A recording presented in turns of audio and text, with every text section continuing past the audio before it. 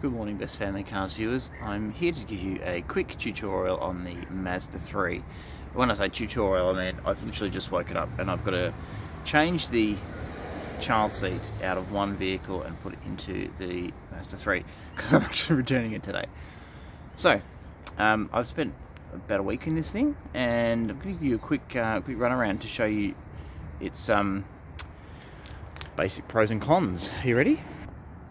Firstly, it is a bloody good looking car, isn't it? Oops, there it is. I reckon there was an Italian involved in designing this car, but that's just a personal hypothesis. Now, obviously it is a small car, so it is not an SUV, and that's a good thing because SUVs are big and they're heavy and they're expensive by comparison, right? So have a look at that interior. Holy smokes, it is beautiful. It is a really, really nice cabin to sit in. Like, I'm not being pretentious, like it's genuinely a nice cabin to sit in. Look at the seat. I mean, that looks like it belongs in something German or Italian. That's not an insult. It's a very nice cabin to sit in. I like the modest screen. It gives you the essentials and that's it. I like the instrument layout. There's look, buttons. Buttons! I haven't crashed or died, and I've used buttons all week. The rotary dial is actually the MZD Connect thing. I've been somewhat unenthused about it in the past, but actually it's not bad the more you use it. You do get used to it pretty quickly. Even my wife thinks it's alright. One simple little toggle for sport mode, up and down. That's nice. Just they've managed to do the minimalist simplicity thing, design thing, without going to some pretentious big idiotic screen. So I've been able to do all the functions I normally do without having to take my eyes off the road. It's really nice. Considering Subaru has this mantra of, you know, all for the driver and confidence in motion, blah blah blah, like, I have felt much safer trying to operate the basic controls in this thing, just using buttons. Nice, elegant, simple, well-designed little buttons that feel robust and nice to touch, you know, to operate the screen. And I don't understand why this is so hard for car designers. You don't need some enormous tableau touchscreen. It's a distraction and it's unsafe. I quite like it. Well done, Mazda. Full props. Now, there is another issue though with the interior design. I'll go around and... Okay. In here is the driver's cockpit, right? There we go. Beautiful. Nice, beautiful steering wheel. Simple, clutter-free, but functional. But here, we've got the air conditioning vents, right? Now, I'm not a fan of vent adjustments that close the vent when you push them all the way to a certain direction, because it means you can't ever have... You're trying to find that point where you just want to move the vent and the airflow away from your face, right? But the way these vents are designed is it's kind of always blowing in your face. Like, it's either in your face or it's directly on your knee, and it's hard to point it away from you down the side of the door without actually closing the vent entirely. Same over here. Like, because of this kind of the way this shapes, right? It's just always kind of blowing in your face. So you got to turn the fan speed down. But I mean, it's a minor gripe, but it might annoy you if, you know, sometimes you don't want it just blasting in your face. You want to just, you know, fill the cabin with ambient cool breeze. Anyway, glove box is okay. I'm not a huge fan of these sliding glove box tops sometimes, because they add complexity, and there's a chance they might break or fail, or you know. So my cable is there, and then obviously the cable pokes out from the top. But when I just want to open the top, like you just want to get in there, oh, that's right, you got to slide it back and then it opens, and I don't know, it's just,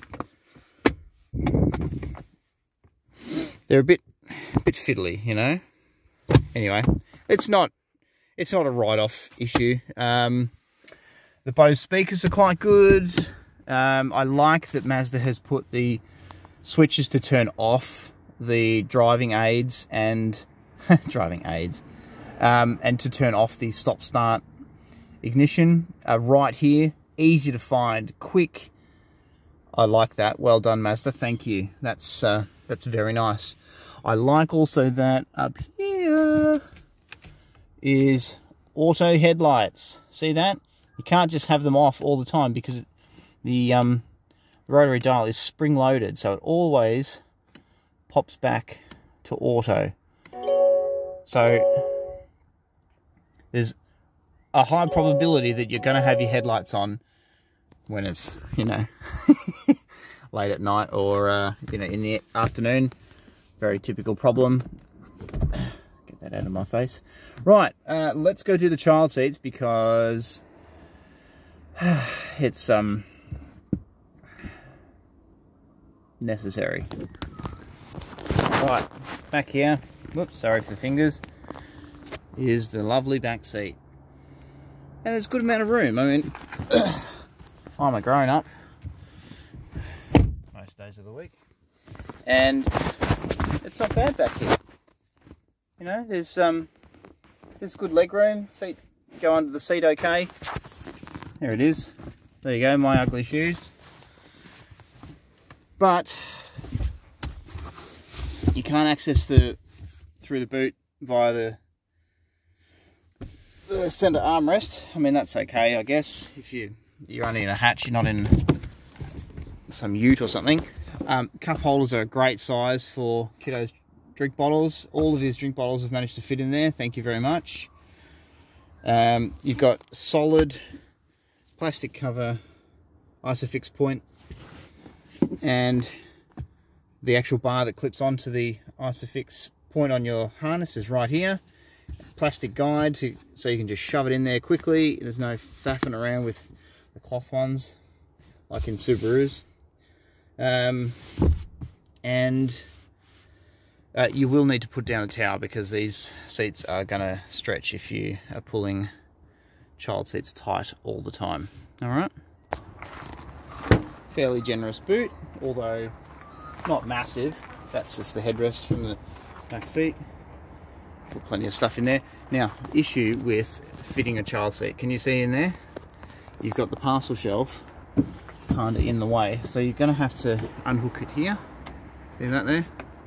Unhook, unhook to improve access.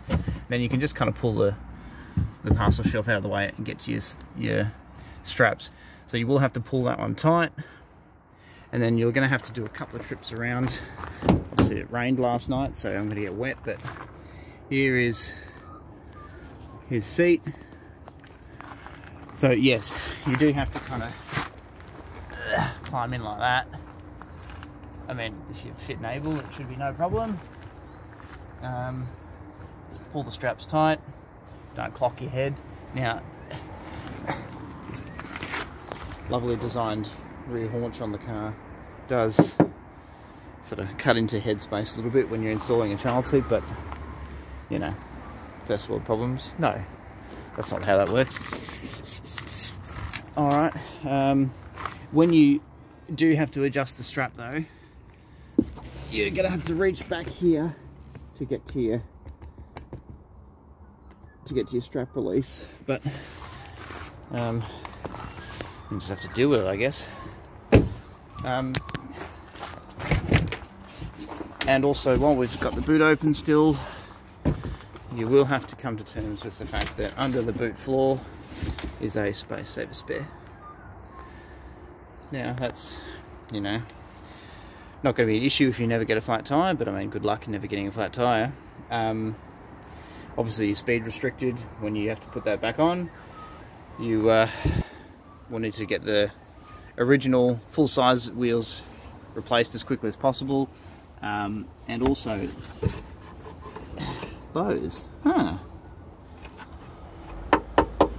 That looks like something for the stereo, like a woofer of some kind. The subby, bro. Alright, that's pretty much all you need to know from the outset. And if you need help getting a discount on a Mazda 3 or any other Mazda, really, I'm picking up a CX-8 today. That's going to be an interesting car. So hit the links, like and subscribe, all that kind of shit. And let us know at the website if you need a discount on a Mazda 3, and I can help you out with that. Okay? Okay. Oh, I gotta go. Thanks. See you. Bye.